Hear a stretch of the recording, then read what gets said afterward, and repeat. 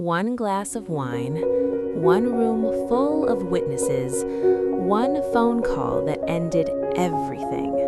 Before starting the story, please subscribe and like the video and listen through end for chill. The wine was red. That's the first thing I remember. Not the shouting, not the sharp intake of breath from the people around us, just the color, dark, staining, unmistakable as it slid down my cheek and soaked into the front of my pale dress. We were standing in my mother-in-law's dining room, the one she loved to show off. Marble table, crystal chandelier, family portraits arranged like trophies along the walls, generations smiling stiffly at the camera, each photo silently declaring, "This is a respectable family." Apparently, I wasn't part of that picture. The gathering was supposed to be a celebration, my husband Daniel's promotion, his father's retirement, one of those events where relatives flew in from other states, where people pretended not to remember old grudges for the sake of appearances. I had spent hours getting ready, not because I wanted to impress her, but because I didn't want to give her ammunition. That had never stopped her before. My mother-in-law, Patricia, had disliked me from the moment Daniel introduced us. I wasn't from the right background. My parents were teachers, not executives. I worked as a forensic accountant, not something glamorous she could brag about to her friends. Worst of all, I didn't bend. At dinner, the insults came dressed as jokes. "Oh, you're still working long hours?" she said loudly, swirling her wine. "Daniel must get so lonely." "I don't know how you manage without a housekeeper," she added later. "Some women just aren't domesticated." Daniel squeezed my hand under the table, a silent apology, a silent request to let it go. I always let it go, until I didn't. After dessert, Patricia stood up to make a toast. She tapped her glass, smiling sweetly as the room quieted. "I just want to say," she began, eyes locking onto mine, "how proud I am of my son. He overcame so much." She paused. "Even unfortunate choices." The room stiffened. "And while we all welcome everyone into the family, it's important to remember where we come from and where we belong." Then she looked directly at me. "You can't just marry into class." The words landed like a slap. Before I could speak, she took a step closer. Her hand tilted. The wine left the glass. It hit my face, my neck, my chest. Gasps filled the room. Someone dropped a fork. Daniel stood up so fast his chair scraped loudly against the floor. Patricia exhaled, satisfied. "Oh," she said lightly, "clumsy me." No one laughed. I didn't scream. I didn't cry. I didn't even move. I wiped my face slowly with a napkin and looked at her. She was smiling. That's when I made the call. I didn't raise my voice. I didn't threaten her. I simply took my phone from my purse and stepped away from the table. Daniel followed me into the hallway, panic written across his face. "Please," he whispered, "let's just leave." "I'm not leaving," I said calmly. I dialed a number I had saved years ago, a number I hoped I'd never need. It rang twice. "Hello?" a man answered. "Hi, Mark, it's Claire. I'm at Patricia Whitmore's house." There was a pause, then a sharp inhale. "You said to call if she ever crossed a line. Did she?" "Yes." Another pause. "I'm on my way." I returned to the dining room. Conversations had resumed in awkward whispers. Patricia was sipping a fresh glass of wine, already basking in attention as if she were the victim. She raised an eyebrow when she saw me. "Feeling better?" she asked sweetly. I smiled. "Much." 20 minutes later, the doorbell rang. Patricia frowned. Who could that be? No one answered, so she did. The man standing at the door was tall, gray-haired, and visibly tense. His eyes scanned the room before landing on Patricia. Her face drained of color. "Mark?" she whispered. The name rippled through the room. Daniel looked confused. Who's Mark? I finally spoke. Mark Reynolds, former partner at Whitmore Financial, your mother's co-founder. Her husband, Richard, straightened. I thought you retired, he said cautiously. I was forced out. By Patricia. Patricia's voice shook. This is not the time. It's exactly the time, Mark interrupted. He turned to the room. 20 years ago, Patricia embezzled over $3 million from the company. She framed a junior associate, destroyed his career. When I found out, she threatened me. Patricia lunged toward him. Stop! She told me if I spoke, she'd expose my affair, ruin my family. The room was silent. I kept quiet until tonight. Richard stared at his wife like he was seeing her for the first time. Is this true? He asked. Patricia laughed weakly. This is ridiculous. I stepped forward. I verified everything years ago. Bank records, shell accounts, false audits. Daniel turned to me, stunned. You knew? I hoped I was wrong, I said softly. Mark reached into his jacket and placed a folder on the table. Copies, he said, all ready with my attorney and the district attorney. Patricia screamed, not a dramatic scream, a raw animal sound. You planned this, she shrieked at me. No, I replied, you did, tonight. The family gathering dissolved into chaos. Relatives whispered, some cried, some slipped out quietly. Richard sank into a chair, staring at nothing. Daniel looked at his mother, then at me. I'm so sorry, he said, his voice breaking. I know, I said. Patricia was escorted out by her sister before the police arrived. She didn't look back at me. She didn't have to. In the weeks that followed, everything unraveled. Patricia was charged. The old case reopened. The man she framed was contacted, compensated, publicly vindicated. The family's reputation collapsed overnight. Daniel and I moved, not because we had to, but because we wanted distance from the ghosts of that house. One night, months later, Daniel asked me why I stayed silent for so long. I wasn't silent, I said. I was listening. He nodded. Sometimes strength doesn't look like shouting. Sometimes it looks like waiting. And sometimes it sounds like a phone call that changes everything. I didn't realize how much that night had taken out of me until everything finally went quiet. After the court dates were set, after the news articles stopped calling, after Daniel's relatives stopped texting just checking in messages that really meant we don't know whose side we're on yet. Only then did the weight settle in. Some nights I'd wake up gasping, my chest tight, the phantom smell of red wine still sharp in my nose. I'd sit up in bed, clutching the sheets, replaying the moment her wrist tilted, the casual cruelty of it, the confidence, not the act itself, but the certainty that she believed she could humiliate me and walk away untouched. Daniel would stir beside me. You okay? He whispered, already knowing the answer. I'd nod anyway. I always did. But there was a grief underneath everything that surprised me. I wasn't grieving Patricia. I was grieving the version of myself who had tried so hard. Years of swallowed comments, years of dressing carefully, speaking carefully, choosing silence over honesty because I loved her son and believed love required endurance. I had mistaken tolerance for strength.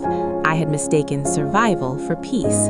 One afternoon, weeks later, I found the dress.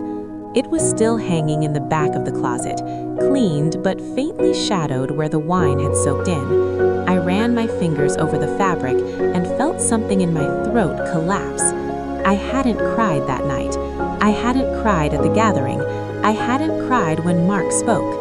I hadn't cried when Patricia screamed my name like a curse. But standing there, alone, I finally did. Not loud sobs, just silent tears sliding down my face as I realized how long I had allowed myself to be small in rooms where I deserved to stand tall. Daniel found me sitting on the floor. I should have protected you, he said, voice thick. I looked up at him. You were raised to normalize it. I was raised to survive it. He knelt beside me and held my face like he was afraid I might disappear. I choose you, he said, every time, even if it costs me my family. That was the moment something inside me finally unclenched, because I didn't want him to lose his family. I wanted him to see them, and now he did. Patricia tried to reach out once from a number I didn't recognize, a voicemail left late at night. Her voice sounded smaller, thinner, stripped of authority. You ruined everything. I hope you're satisfied. I deleted it without replying. Satisfaction had nothing to do with it. Justice did. Months later, the man she framed sent me a letter, handwritten, careful, as if words were still dangerous to him. You gave me my name back, he wrote. I don't know how to thank you. I folded the letter and cried again. Because power, I learned, isn't about destruction. It's about restoration. At the next family gathering, this time with friends, chosen family, people who laughed easily and spoke kindly, I wore white, not to prove anything, not to provoke, but because I no longer dressed for approval. When someone accidentally spilled a drink near me, I laughed. The sound surprised me. It was real, unafraid. Later that night, as Daniel and I cleaned up together, he kissed my forehead. You're different, he said. So are you, I replied. We weren't healed, not completely, but we were free. And somewhere, I knew Patricia understood the truth she had avoided her entire life. You can control a room for years, but all it takes is one moment, one witness, one call for the silence to turn against you. Freedom didn't arrive all at once. It came in fragments, quiet, uneven moments that caught me off guard. Like the first time I laughed without scanning the room to see who might judge it. Like the first dinner where I spoke without rehearsing my words in my head. Like the first holiday where my phone stayed silent, no passive-aggressive messages, no guilt wrapped in politeness. Yet some nights, the past still knocked.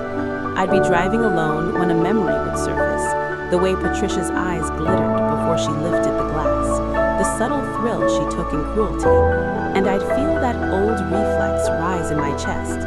Brace yourself, don't react, endure. I had to learn slowly, painfully, that endurance wasn't my job anymore. One evening, months later, Daniel and I visited his father. Richard looked older than I remembered, smaller. The man who once filled rooms now moved carefully, as if afraid of disturbing the truth that had finally settled around him. I owe you an apology, he said, not meeting my eyes. For what? I asked, though I knew. For believing comfort over character, he said quietly. For choosing peace over honesty. I nodded. That was all I could give him. Because apologies don't erase years. They only acknowledge them. As we left, Daniel squeezed my hand harder than usual. I didn't know how deep it went, he said. Neither did I replied, until I stopped pretending it was shallow. That was the hardest lesson, realizing how much of myself I had buried to keep the peace. How often women are taught to soften themselves so others don't have to confront their own sharp edges.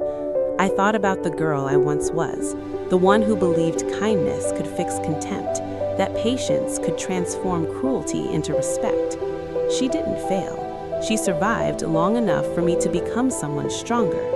On the anniversary of that night, I poured a glass of red wine. Not in anger, not in defiance, just acknowledgement. I watched the liquid catch the light and thought about how something meant to celebrate had once been used to humiliate me. How symbols can be twisted by those who mistake power for permission. Then I took a sip, and nothing hurt. No flashback, no tremor, no tightening in my chest, just warmth. Later, as I rinsed the glass, Daniel wrapped his arms around me from behind. You okay? He asked. I leaned back into him. I am, I said, and for the first time, I knew it wasn't something I was convincing myself of. I didn't win because she lost. I won because I stopped accepting less than dignity. because I trusted my voice when it finally spoke, because I chose truth over comfort, even when it fractured everything, and because when humiliation tried to define me, I answered with clarity, with patience, with one quiet call that said, "I see you now, and I'm no longer afraid." Even now, I still discover small remnants of who I used to be.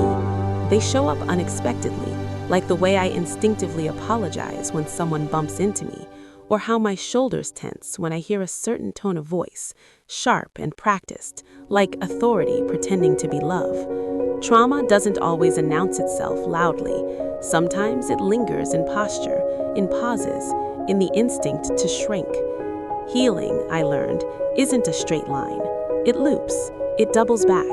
It asks you to forgive yourself for things you didn't know how to do better at the time. There was a morning when I caught my reflection in the mirror and realized something startling. I looked rested, not just physically, but emotionally.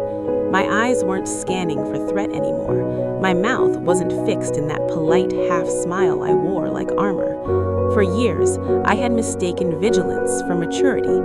I thought being strong meant absorbing disrespect quietly. I thought love meant enduring discomfort.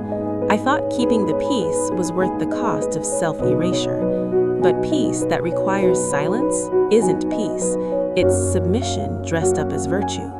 One afternoon, I ran into someone who had been at that family gathering. She hesitated before speaking, eyes downcast. I wanted to say something that night, but I was afraid. I smiled gently. I know, and I meant it, because fear thrives in systems that reward cruelty and punish truth. Patricia didn't just build her power on money. She built it on the silence of others, on their willingness to look away, on the unspoken agreement that this is just how she is. I broke that agreement, not because I was braver than anyone else, but because I was finally more tired than afraid. Sometimes when I think about that night, I don't picture the wine anymore. I picture the stillness afterward. That moment when the room realized it had misjudged me, when the narrative shifted, when I stopped being the quiet daughter-in-law and became something more unsettling, a witness. And witnesses change things. Daniel once asked me if I ever felt guilty for the fallout, for the fractured relationships, for the family that would never be whole again. I thought about it for a long time before answering. I didn't break them, I just stopped holding them together with my silence. That truth settled between us like a stone, heavy but honest. The irony is this: Patricia believed humiliation was her greatest weapon, but humiliation only works when you accept it as deserved. The moment I refused that lie, her power evaporated. Now, when I walk into rooms, I don't calculate where I rank. I don't measure myself against inherited status or borrowed authority. I take up the space my breath requires, and no more and no less. Some people find that threatening. I find it peaceful, because dignity, once reclaimed, is quiet. It doesn't need witnesses. It doesn't demand applause. It simply stands. And if there's one thing that night taught me, one truth I carry forward, it's this: you don't owe politeness to cruelty. You don't owe silence to injustice. And you don't need to shout to be heard. Sometimes all it takes to change everything is knowing your truth and being willing to speak it, even if your voice shakes, even if the room turns cold, even if it costs you people who only loved you when you were easy to control. Because what waits on the other side of that moment isn't chaos, it's yourself. I used to believe moments like that defined a life: the night, the witnesses, the fallout. I thought healing would feel dramatic, like relief crashing in all at once, like justice ringing loud enough to drown out the past. It didn't. Healing came softly. It arrived the first time I stopped rehearsing conversations that would never happen.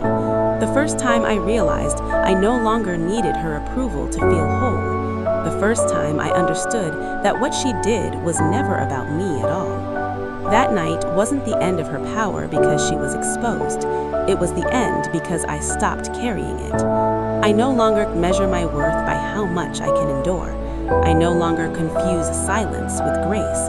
I no longer shrink to make rooms more comfortable for people who thrive on cruelty. Some relationships didn't survive the truth. They were never meant to. What survived was something quieter and far more important: my ability to stand inside myself without apology. I don't replay the moment she lifted the glass anymore. I don't imagine different endings, because the ending already happened. Not in that dining room, not in front of witnesses, not with raised voices or shattered reputations. It happened later, when I realized I was no longer afraid of being seen clearly, no longer afraid of being disliked, no longer choosing dignity over belonging. And that's the kind of ending no one else gets to take from you. Not ever. If that story gave you chills, drop a like, subscribe, and comment so I know you made it to the end. I've got another one. See you then.